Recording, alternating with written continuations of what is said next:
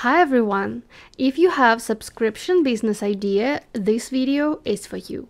Today we will be doing the overview of a financial model. Also, we will be covering the inputs that affect financial efficiency: revenues, costs, profit, payback period, and financing needed, and many others.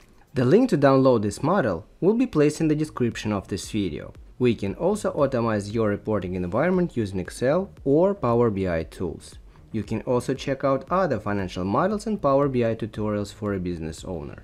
All links you will be able to find in the description of this video. If you find this content valuable, please hit the subscribe button and give us a like. Share this video with your friends who have their own businesses. All inputs in our financial model are colored with blue. This will help us easily find and play with all inputs across the model. First of all, we need to set up the first year of financial projections.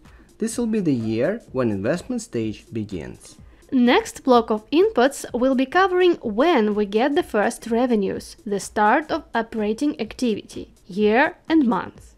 Now we start with description of our customers. We are assuming that we have 13 types of customers. Here, we can name them one by one. Then we need to describe their financial behavior. This column shows us how much each customer pays us per one payment interval. Here is the amount of payment. And here, we specify how often this type of customer pays us: monthly, or once in 2 months, or once in 3 months, or once in 6 months, or once a year. We can set up this parameter here. In order to create a credible revenue generating algorithm, we need to specify the customer life cycle in months, because the customers won't stay with our project forever. One day they will quit. Here we're specifying how much time does each type of customer stays with us and then goes away, so we stop getting revenues from him. Then we have a special coefficient to the subscription payment amounts. 100% is the current value. If we want to build some scenario where subscription payments increase on 30%, we can simply put 130% here and go to the cash flow statement and see the financial results.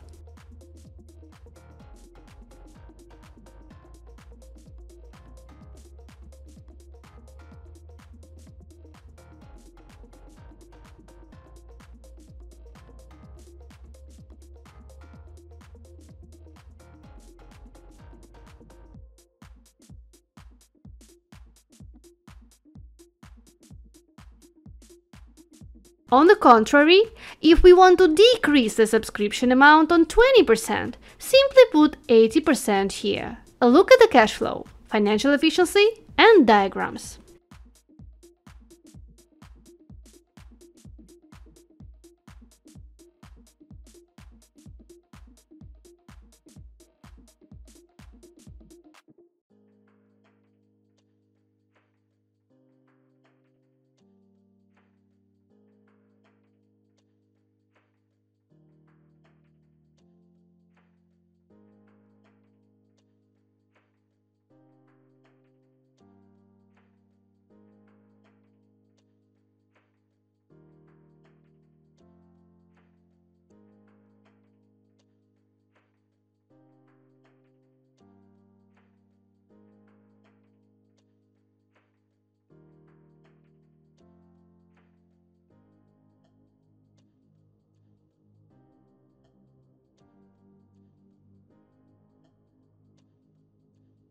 These and other coefficients will help us further during scenario analysis process and sensitivity analysis. We can set up different coefficients for all types of customers. Moving forward, we can also switch on and switch off different types of customers to see financial efficiency, cash flow, and diagrams with or without this or that type of customers. Here, we can quickly increase or decrease the amount of customers. Next block of inputs. Here, we can see the month of operating activity of our project. We have 120 months, which is 10 years. Next column. Here, we can set up the amount of new customers per month. Pay attention, we are mentioning only new customers. In these columns, we need to allocate 100% of new customers across all types of customers. If we allocate more or less than 100%, we will see red here.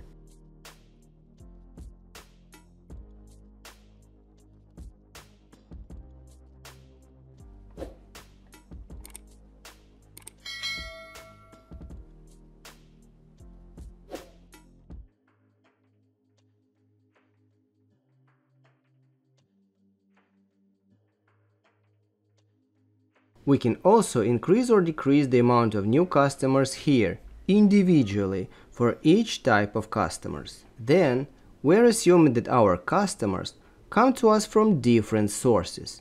We have 10 sources, and we can name them one by one. Then we have individual coefficients for marketing expenses for each source.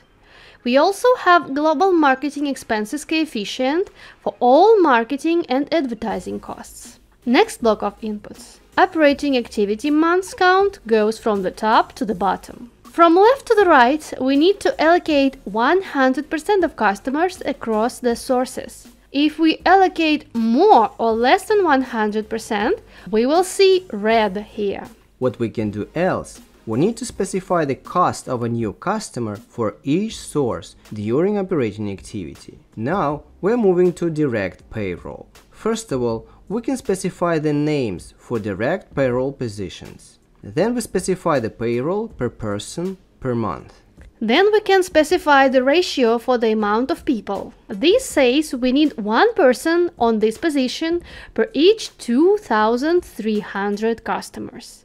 Moving to the investment plan. Green column is the month when we start our operating activity and get the first revenues. Now we are moving backwards. Here, we are specifying what we are investing in. There is a chronology on the top, so in this area we are specifying how much we are investing in and when. We also have investment plan during operating activity stage. This is the chronology. Here, we are specifying what we are investing in, then how much and when. Then we have fixed costs.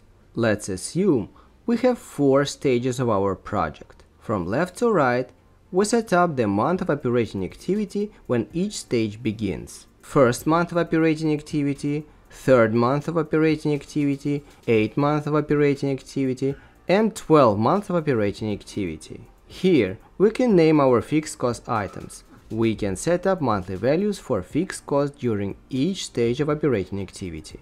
We may also have some direct costs per one existing customer at any given moment of operating activity. We can set up these costs per customer here. Payroll has a similar logic as fixed costs. The list of positions is here. Salary per person per each position. Then we have 4 stages of our project. We can specify when each of them will start. Then we specify the amount of people on each position at every stage. We also have some inputs for the loan. Amount of loan, when we get this loan, year and month, term of loan in months, interest rate, and grace periods for principal and interest payments in months. Then we have taxes, revenues, profit, payroll, asset.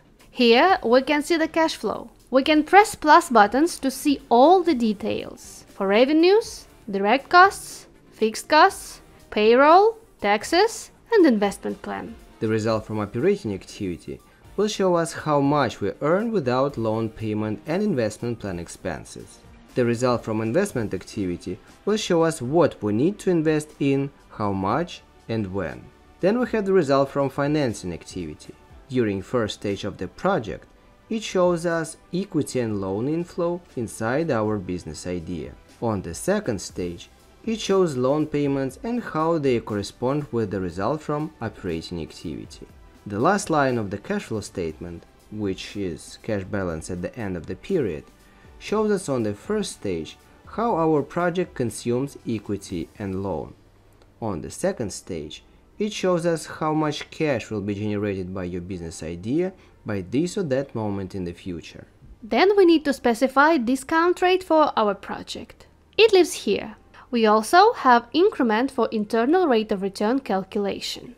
Next table is very important. It shows financials for the current scenario, simple and discounted payback periods, profitability index, net income, net present value, equity, loan, and total financing needed. And finally, internal rate of return. Next output. Here we placed a very simple table showing us total revenues, total costs, and profit done monthly, plus loan coverage ratio.